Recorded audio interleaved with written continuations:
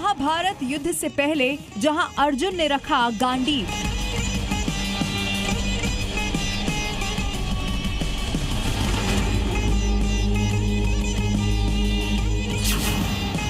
जहां विराट युद्ध से पहले स्थापित हुए महादेव,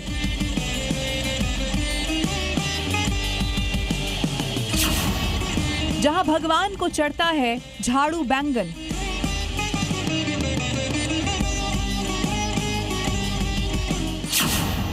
जहां पालननाथ के दर्शन से पूरी होती है मनोकामना,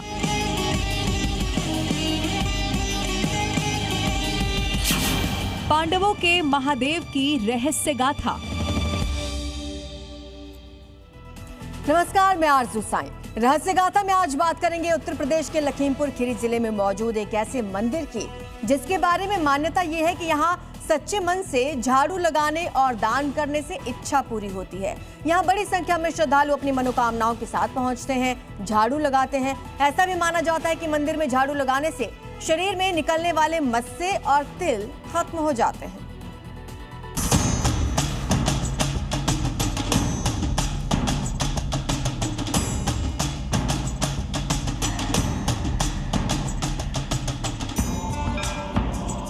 भारत की पावन धरती जहां पर कण कण में सनातन समाया है,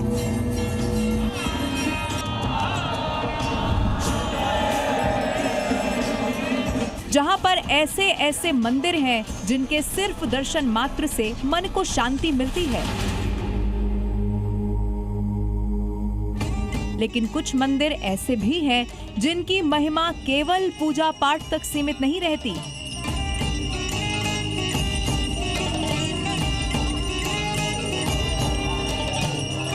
बल्कि वहाँ की परंपराएं, वहाँ का विश्वास और भक्तों की आस्था उन्हें अद्भुत बना देती है।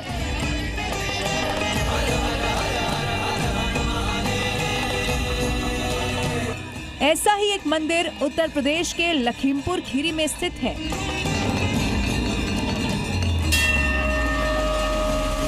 जो केवल ईंट और पत्थरों से बना एक धार्मिक स्थल नहीं है,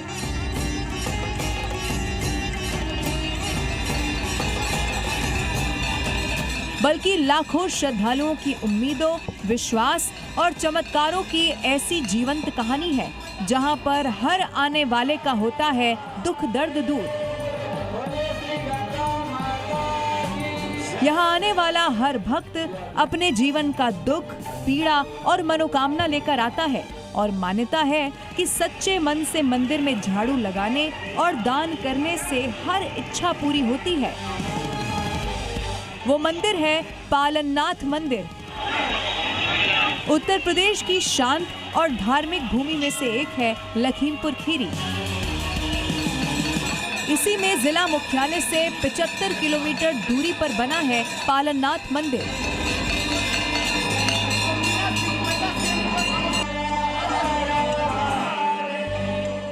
इस मंदिर को वर्षों पुरानी आस्था का केंद्र माना जाता है।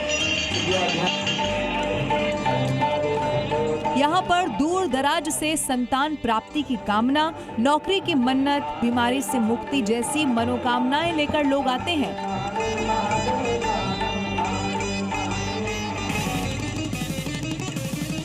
भक्तों को विश्वास है कि बाबा पालननाथ अपने भक्तों की हर पुकार सुनते हैं। यहाँ पर आने वाला भक्त कभी खाली हाथ नहीं लौटता। मंदिर की सबसे खास बात यह है कि यहाँ केवल पूजा करने से ही नहीं, बल्कि सेवा करने से विशेष फल मिलता है। और इसी सेवा में सबसे महत्वपूर्ण सेवा है मंदिर में झाड़ू लगाना। सुनने में यह साधारण लग सकता है कि मंदिर में झाड़ू लगाने से मनोकामना पूरी होती है, लेकिन पालननाथ मंदिर में यह सिर्फ सफाई नहीं, बल्कि श्रद्धा और समर्पण का प्रतीक माना जाता है। यहाँ पर आने वाला व्यक्ति अहंकार छोड़कर भगवान के घर की सेवा करता है, तब उसकी प्रार्थना सीधे ईश्वर तक पहुँचती है। व्यापारी, छात्र, बुजुर्ग से लेकर नवविवाहित जोड़ा तक सुबह सुबह मंदिर परिसर में जब भक्त हाथों में झाड़ू लेकर सफाई करते दिखते हैं और इन सब की आंखों में उम्मीद और होठों पर होता है बस एक ही नाम, बाबा पालननाथ। मान्यता होने पे भी आते हैं, मान्यता बोलने पे भी झाड़ू चढ़ाते हैं। ये है, बच्चों के मसे हैं या लसा है उससे मतलब लाभ मिलता है, बढ़िया हो जाते हैं बच्चे। ये है, जब से ही मंदिर है जब से ये परंपरा चल रही है। झाड़ू चढ़ाई है कि हमारे मस्से निकले थे तो कहीं की दवा ली, कुछ जानकारी यहाँ मानो तो उन्हें मानी, झाड़ू मानी, प्रसाद माना है, मस्सा ठीक हो गए, हम अम्बास आएंगे। यहाँ झाड़ू चढ़ाने की परंपरा दशकों पुरानी है। मान्यता है कि इस मंदिर में झाड़ू चढ़ाने से शरीर में निकलने वाले मस्से और तिल से हमेशा के लिए छुटकारा मिलता है, ऐसा श्रद्धालुओं का मानना है। इस मंदिर में खास तौर से प्रत्येक महीने की अमावस्या के दिन लोगों की खासा भीड़ बनी रहती है। राजा विराट के राजधानी के रूप में पहचान बनाए इस क्षेत्र में स्थित यह मंदिर दूर दूर से श्रद्धालुओं के लिए न सिर्फ आकर्षण का केंद्र बना हुआ है, बल्कि लोगों का मानना है कि भगवान भोलेनाथ उनकी मनोकामना पूरी करते हैं और यही कारण है कि हर मंगलवार, गुरुवार और विशेष अवसरों पर यहाँ भक्तों की भारी भीड़ उमड़ती है। यहाँ पर झाड़ू की मान्यता है कि यहाँ पर मनोकामना पूरी होने के बाद लोग झाड़ू चलाते हैं। यहाँ पर देखिए, बिल्कुल गेट पे अगर बात करें तो यहाँ पर लोगों ने जो है प्रसाद, फल फूल और उसके साथ में झाड़ू भी रखे हैं, आप देख सकते हैं। झाड़ू जो है लोगों के वो निकल आते हैं, मस्सा वगैरह उनके लिए मानता जाता है और भी हर विशेष, और फूल जो शंकर जी पे चढ़ते हैं। और काफी लोग यहाँ से आते हैं, दूर दूर के लोग, और ठीक हो जाते हैं मस्सा वगैरह सबसे। स्थानीय लोगों की माने तो मंदिर में स्थापित शिवलिंग महाभारत कालीन का है। कौरवों से जुए में हारने के बाद पांडवों को 12 वर्ष का वनवास और 1 वर्ष का अज्ञातवास भोगना पड़ा था। पांडवों ने अपना अज्ञातवास राजा विराट के राज्य में बिताया था। आज का बड़खर गांव महाभारत काल में राजा विराट के साम्राज्य का हिस्सा था। मंदिर परिसर में काफी वर्षों पूर्व एक समी का पेड़ लगा हुआ था जो अब कट चुका है। इस पर पांडव अपने अस्त्र शस्त्र रखते थे।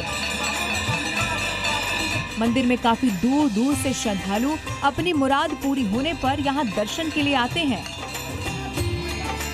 पालगांव में मंदिर बना होने के कारण इसका नाम पालननाथ मंदिर पड़ा है।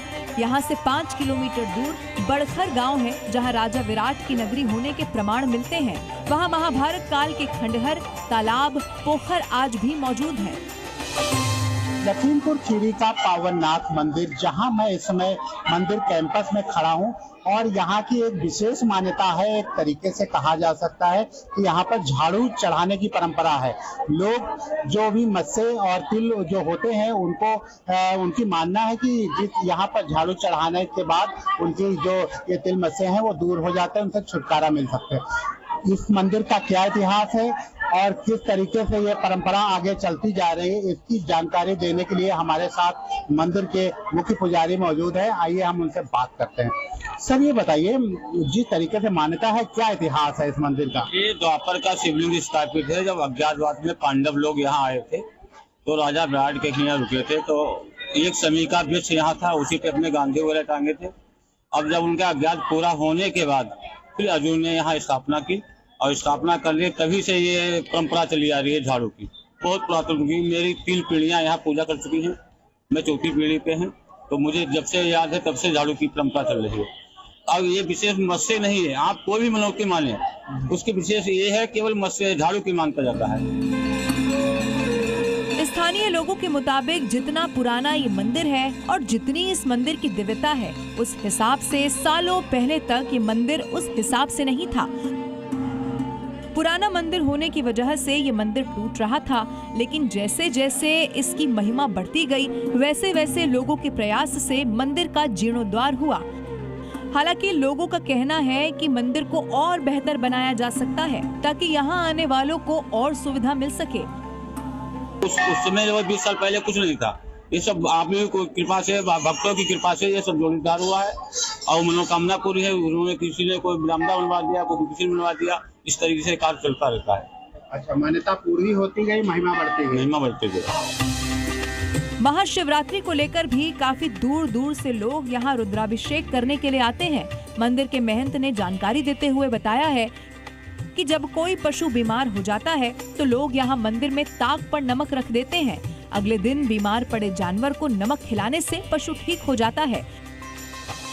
इस मंदिर को आस्था और सेवा का संगम कहा जाता है और यहाँ पर दान का भी विशेष महत्व है। यहाँ पर दान केवल धन देने तक सीमित नहीं है। कई लोग भोजन दान करते हैं, कुछ लोग गरीबों को कपड़े बांटते हैं, तो कुछ मंदिर में पानी की व्यवस्था करवाते हैं। मान्यता है कि सच्चे मन से किया गया छोटा सा दान भी बाबा तक पहुँचता है। यहाँ का मौसी की बच्ची के था तो वो सही हो गया है, तो इस वजह से हम दोबारा से आए हैं कि दोबारा से इसका सही हो जाएगा, क्योंकि एक बार यहाँ पे बोल के जा चुके हैं 5 अमावस्या 7 अमावस्या, तो उस वजह से उसका बर्थ मार्क ठीक हो गया उसको। वहीं मंदिर के पुजारी की माने तो वो 3 पीढ़ियों से मंदिर और भगवान शिव की सेवा में लगे हैं। भगवान शिव सभी के प्रति उदार हैं, सभी का कल्याण करते हैं। मंदिर के पिछले हिस्से में हनुमान जी, दुर्गा माता, काली माता का मंदिर स्थापित किया गया है। प्रत्येक महीने की अमावस्या के दिन साधु संत यहाँ आकर शांति पाठ करते हैं। पालनाथ मंदिर में पुजारी होने के बावजूद भी वहाँ की चाबी आज भी कई वर्षों से गांव के बुजुर्ग दाता बख्श ही रखते हैं, जो कि एक हिंदू मुस्लिम एकता की भी मिसाल है। अमावस्या के दिन यहाँ पर क्षेत्रीय प्रसाद की दुकानें लगी रहती हैं। खास तौर पर यहाँ आने वाले श्रद्धालु जलेबी का स्वाद लेना नहीं भूलते। उत्तर प्रदेश के कई जिलों में खास अवसर पर मंदिर के पास लगने वाले मेले में जलेबी खूब बिकती है और इसका कारण है इसकी मिठास और स्वाद। जैसे भगवान शिव है वैसे ही उनका ये मंदिर भी है। ये मंदिर सामाजिक और सांस्कृतिक गतिविधियों का भी केंद्र है। यहाँ समय समय पर सामाजिक कार्यक्रम, दान कार्य और सांस्कृतिक आयोजन किए जाते हैं। मंदिर के माध्यम से लोगों में एकता, सहयोग और सेवा की भावना को बढ़ावा मिलता है। ये स्थान स्थानीय समुदाय को जोड़ने का कार्य करता है। भारत की सांस्कृतिक धरोहर में मंदिरों का विशेष स्थान है। हर मंदिर अपने भीतर इतिहास, आस्था, परंपरा और लोक जीवन की अनूठी कहानी समेटे है।